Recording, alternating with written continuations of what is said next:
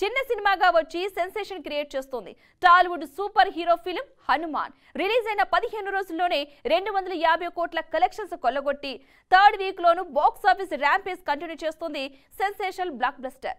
ఈ వీక్ తెలుగు సినిమాల రిలీజ్ దేవి లేకపోవడంతో ఆడియన్స్ అందరికీ హనుమాన్ మూవీనే ఫస్ట్ ప్రయారిటీ కావడంతో త్వరలో 300 కోట్ల మార్క్ టచ్ చేస్తోందని అంటున్నారు.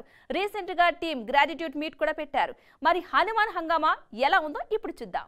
ఎన్నో అడ్డంకులను అధిగమించి సంక్రాంతి స్పెషల్ గా జనవరి 12న వరల్డ్ వైడ్ గ్రాండ్ గా రిలీజ్ అయింది హనుమాన్. ప్రశాంత్ వర్మ టాలెంట్ చూసి అందరూ షాక్ అయ్యారు. అంత తక్కువ బడ్జెట్ లో ఇంత క్వాలిటీ గ్రాఫిక్స్ తో ఎలా తీయగలిగాడబ్బా అంటూ స్టార్ డైరెక్టర్లు కూడా ఆశ్చర్యపోయారు. పెయిడ్ ప్రీమియర్స్ నుంచే యునానిమస్ బ్లాక్ బస్టర్ టాక్ తెచ్చుకున్న ఈ విజువల్ వండర్ 3వ వారంలోనూ సాలిడ్ కలెక్షన్ రాబడుతోంది. రిలీజ్ అయిన 15 రోజుల్లోనే 250 కోట్ల మార్క్ టచ్ చేసింది. ఈ వీక్ సినిమాలేవీ లేకపోవడంతో వసూళ్లు మరింత పెరిగే ఛాన్స్ ఉంది. త్వరలోనే 50 రోజుల ఫంక్షన్ చేస్తామంటూ గ్రాటిట్యూడ్ మీట్ లో పలు ఆసక్తికరమైన విషయాలు చెప్పారు ప్రశాంత్ వర్మ.